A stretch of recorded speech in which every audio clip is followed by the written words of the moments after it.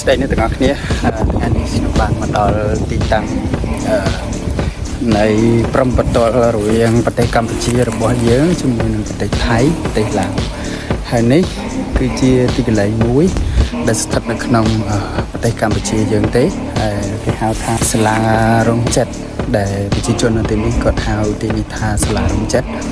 ហើយមែនទែនទៅទីនោះគឺជាផ្លូវទៅកាន់មុំ3ដែលជាទីកន្លែងមួយដែលមុំ3សម្រាប់ប្រទេសកម្ពុជាប្រទេសថៃនិងប្រទេសឡាវតែយើងអាចទៅទីនោះបានទេព្រោះគេហាមឃាត់ជាតំបន់ក្រហមហើយពេលនេះទៅនោះគឺអត់ឆ្ងាយពីគ្នាប្រហែលទេប្រហែលជា100ម៉ែត្រពីសាលារងចិត្តនេះប៉ុន្តែខាងភាគីនៃប្រទេសកម្ពុជារបស់យើងគឺបានសង់សាលាមួយដើម្បីតំណាងជាមុំ3ដែលយើងដឹងស្រាប់ហើយថាព្រំដែននៃប្រទេសជិតខាងរបស់យើងឬប្រទេសថៃប្រទេសឡាវប្រទេសកម្ពុជារបស់យើងគឺត្រូវមានស្ថិរភាពប្រហែលទេអញ្ចឹងគេអត់អនុញ្ញាតឲ្យ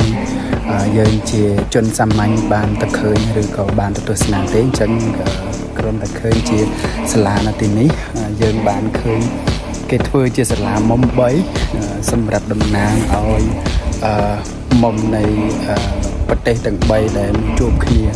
នៅក្នុងទីតំបន់នេះហើយទីនេះដែរគឺស្ថិតនៅក្នុងស្រុកជាំខ្សាននៅខេត្តព្រះវិហារហើយភាគច្រើនប្រជាជនដែលនៅលើនេះនៅលើភ្នំនេះគឺជាភ្នំដងរែកពួកគាត់គឺជាទាហានហើយសម្រាប់ការធ្វើដំណើរមកកាន់ទីនេះសាលារងចិននេះគឺយើងត្រូវធ្វើដំណើរពីចំខ្សានហើយធ្វើដំណើរមកកាន់ផ្លូវមកសាលាមកបំបីគឺមានគេដាក់ផ្លាកថាបំបីអញ្ចឹងយើងអាចធ្វើដំណើរតាមនឹងមកហើយផ្លូវជាតិមករហូតទេគឺស្រួលប៉ុន្តែប្រហែលជា200-300ម៉ែត្រពីផ្លូវជាតិចាក់បេតុងដល់ទីកន្លែងបំបីនេះគឺផ្លូវធម្មតាគេកំពុងតែរៀបចំគម្រោងសម្រាប់ធ្វើជាផ្លូវឡើងមកកាន់នៅទីនេះជាផ្លូវបេតុងអញ្ចឹងយើងសង្ឃឹមថាថ្ងៃណាមួយយើងនឹងមានផ្លូវបេតុងសម្រាប់ឡើងទស្សនាឬក៏ព្រំដែនទាំង3បើកឲ្យទស្សនាជាលក្ខណៈជា public យើងនឹងបានស្គាល់យើងនឹងបានឃើញព្រំដែននៃ3ប្រទេសចូលគ្នាគឺប្រទេសថៃប្រទេសឡាវនិងប្រទេសកម្ពុជានេះហើយពិតជាមានអារម្មណ៍ថាសប្បាយរីករាយព្រោះពេលនេះខ្ញុំស្ថិតនៅក្នុងប្រទេស3លក្ខណៈថាប្រទេសខ្មែរប្រទេសថៃប្រទេសឡាវហើយអត់មានណាទេនៅទីនេះគឺស្ងាត់មែនទែនអាចនិយាយបានថាភ្ញៀវទេសចរឬក៏ភ្ញៀវទេសចរសម្រាប់ខ្មែរយើងគឺគាត់អត់សូវជាចង់មកទស្សនានៅទីនេះប្រហែលទេឬក៏គិតថាទីនេះមិនសូវមានសុវត្ថិភាពសម្បីតែខ្ញុំពេលដែលខ្ញុំមកនៅទីនេះមានអារម្មណ៍មួយថាភ័យខ្លាចដែរប៉ុន្តែខ្ញុំចង់ឃើញអញ្ចឹងខ្ញុំចេះតែស៊ូបងប្អូនឬក៏អ្នកដែលនៅតាមផ្លូវមកកាន់ទីនេះដើម្បីស៊ូថាមានសុវត្ថិភាពឬក៏បើឬមួយក៏យ៉ាងណាអញ្ចឹងពេលនេះគឺខ្ញុំបានមកដល់នៅទីនេះហើយមែនទែនទៅគឺទីនេះដាក់ជារូបព្រះពុទ្ធបែរមុខទៅគ្រប់ទាំងប្រទេសទាំង3ប្រទេសខ្មែរប្រទេសថៃនិងប្រទេសឡាវតែឥឡូវនេះគឺបាត់ព្រះមួយហើយឃើញតែ2ទេគឺបែរមកប្រទេសកម្ពុជាមួយនិងបែរទៅប្រទេសថៃមួយបាត់ទៅប្រទេសឡាវអញ្ចឹងប្រទេសឡាវគឺនៅខាងនោះបើយើងមើលពីខាងក្រោមយើងឃើញជួរភ្នំឡាវគឺនៅជិតជាងប្រទេសថៃនៅខាងនេះប៉ុន្តែនៅរាងឆ្ងាយហើយខាងគេគឺមានព្រៃមានភ្នំច្រើនជាងខាងយើងគឺចំណោតទេដូចអ្នកទាំងអស់គ្នាឃើញនេះគឺជាចំណោតទេដែលផ្លូវឡើងមកអញ្ចឹងផ្លូវឡើងមកនៅទីនេះគឺដូចឃើញស្រាប់ហើយថាព្រៃអត់មានមនុស្សឬក៏អត់មានទេសចរអីមកទីនេះទេអញ្ចឹងបើមកទីនេះកុំមកម្នាក់ឯងទេខ្ញុំតែខ្ញុំមកម្នាក់ឯងមុននឹងខ្ញុំមកគឺខ្ញុំបានសាកសួរបងប្អូនជាពលរដ្ឋរួចហើយអញ្ចឹងខ្ញុំគិតថាវាសុវត្ថិភាពអញ្ចឹងណាខ្ញុំអរគុណច្រើនសង្ឃឹមថាអ្នកទាំងអស់គ្នាបានមកឃើញមុំ3ដូចជាខ្ញុំរវាងប្រទេសទាំង3ថ ថៃខ្មែរឡាវគឺជាបងប្អូនចិត្តខាងជុំគ្នាអញ្ចឹងសង្ឃឹមថាអ្នកទាំងអស់គ្នានឹងបានមកឃើញនៅទីនេះទីកន្លែងមុំ3នៃប្រទេសទាំង3អរគុណច្រើនជួបគ្នាវីដេអូក្រោយបាយបាទបើក្បាលវីដេអូផាជាអ្នកទាំងអស់គ្នាបានឃើញហើយពីទស្សនវិជ្ជានៃមុំ3នៃប្រទេសកម្ពុជាប្រទេសថៃប្រទេសឡាវហ្នឹងហើយនេះគឺជាទស្សនវិជ្ជាទាំងស្រុងដែលខ្ញុំបានធ្វើដំណើរពីខាងខ្មែរយើងទៅកាន់មុំ3ហើយទស្សនវិជ្ជានៅតាមដងផ្លូវគឺអ្នកទាំងអស់គ្នាបានឃើញហើយថាជាទីកន្លែងមួយដែលអត់មានផ្ទះអ្នកស្រុកអីទេគឺយើងជិះតាមផ្លូវដែលរាប់តាមព្រៃព្រឹក្សាហើយ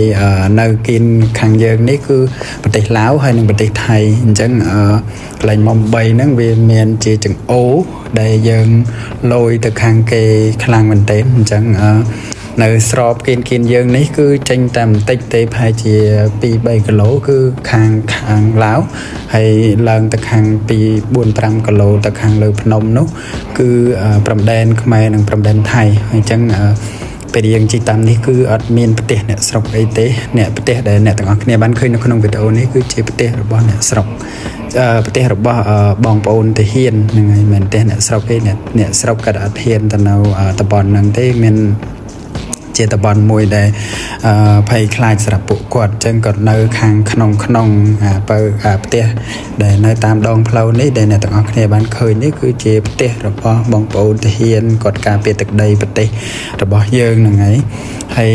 ដែលឃើញក្រុងហ្នឹងគឺជាបងប្អូនដែលកាត់ដាំដលងនៅគៀនកាត់ប្រមូលផលហើយកាត់ដាក់ហាលនៅទីនោះតែម្ដងហើយនេះគឺជាទស្សនវិជ្ជាផ្លូវដែលខ្ញុំចិត្តឡើងទៅហើយផ្លូវឡើងគឺមានចំណោទចោតខ្លាំងមែនទែននេះដូចអ្នកទាំងអស់គ្នាឃើញស្រាប់ហើយពេលជិះម៉ូតូគឺមានអារម្មណ៍ថាភ័យមែនទែនចោតខ្លាំងហ្មងខ្លាំងជាងប្រាសាទព្រះវិហារប៉ុន្តែវាអត់ជាឡើងខ្ពស់ប្រហែលទេនេះឡើងបានពាក់កណ្ដាលផ្លូវទេណាពេលដែលឡើងបានពាក់កណ្ដាលផ្លូវគឺខ្ញុំបានថតចុះមកខាងក្រោមព្រោះជ្រៅមែនទែនហើយខាងនេះគឺខាងខ្មែរ Hello everyone, welcome to my channel. This is Cambodia, border between Cambodia, Laos and Thai. So this is called Sala Rongchet. So it means the place with 3 country meeting like Laos, Thai and Cambodia. So this is the secret place for Cambodia and for foreigner.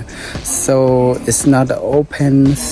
border for the tourists to come and visit. But here I make it to come here and it's quiet here. There's no people as you can see in my video. It's the forest and no people here. But yes, I make it here. A little bit scary, but I'm okay. I make it, and I'm so excited to see the border between our country with another country, the neighbor country, and yeah, to be proud, to come here and to see the real and the place that not so many people in Cambodia or the tourists can see it. So hope you enjoy my video and the views, and hope to see you next in my video. Thank you so much to watching my video. See you. ហើយអានេះគឺជាទស្សនវិជ្ជាបងកាត់យកនំចំណីឬក៏បន្លែផ្លែឈើយកទៅលក់នៅខាងលើហើយនេះគឺជាការធ្វើដំណើរទៅកាន់លើកន្លែងមុំ3តែម្ដងដូចជាវីដេអូខាងដើមដែលខ្ញុំបានប្រាប់ហើយនេះមិនមែនជាកន្លែងមុំ3ពិតប្រាកដទេនេះគឺជាកន្លែងមួយដែលគេធ្វើតំណាងឲ្យមុំ3ដោយសារតែកន្លែងមុំ3ជាកន្លែងមួយដែលក្តៅអញ្ចឹងគេអត់ឲ្យប្រជាពលរដ្ឋធម្មតាយើងទៅបានឃើញទេបើសិនតែទាហានឬមួយក៏បងប្អូននៅទីនោះយូរគាត់អាចទៅមើលឬក៏ទៅបានតែមិនមែនជាកន្លែងសម្រាប់ទៅលេងឬក៏ទៅទស្សនាទេប៉ុន្តែគេសាងសង់ជាកន្លែងស្លាកស្នាក់នេះមួយដែលជាកន្លែងមួយដែលគេសម្គាល់ថាជាកន្លែងមុំ3តែកាពិតទៅមុំ3គឺយើងធ្វើដំណើរ400ម៉ែត្រពីកន្លែងនេះទៅទៀតទៅមុខទៅទៀតតែគេអត់អនុញ្ញាតឲ្យយើងទៅទេដូចខ្ញុំប្រាប់ពីខាងដើមអញ្ចឹងដូចជាអ្នកទាំងអស់គ្នាឃើញហើយថាអត់មានផ្ទះអ្នកស្រុកអីទេឬក៏ផ្ទះទាហានអីក៏អត់មាននៅតំបន់ហ្នឹងដែរគេហៅថាតំបន់សអញ្ចឹងយើងបានទៅដើរមើលគៀននេះហើយយើងអាច ត្រឡប់មកវិញបានចឹងគេអាចអនុញ្ញាតឲ្យយើងចូលទៅខាងក្នុងជ្រៅបានទៀតទេចឹងមួយទៀតពិតជាមានសំណាងមែនដែលបានទៅឃើញទីកន្លែងមុំ3នៃប្រទេសទាំង3ប្រទេសកម្ពុជាប្រទេសថៃនិងប្រទេសឡាវរបស់យើងហើយក៏ជាកន្លែងមួយដែលស្ងប់ស្ងាត់មែនទែនពេលដែលបានទៅដល់ទីនេះហើយកន្លែងមួយតឯងហ្មងឈោហើយស្ងាត់ចងំមានអារម្មណ៍ថាភ័យខ្លាចដែរប៉ុន្តែចេះតែប្រាប់ខ្លួនឯងថាវាមិនអីទេហ្នឹងហើយ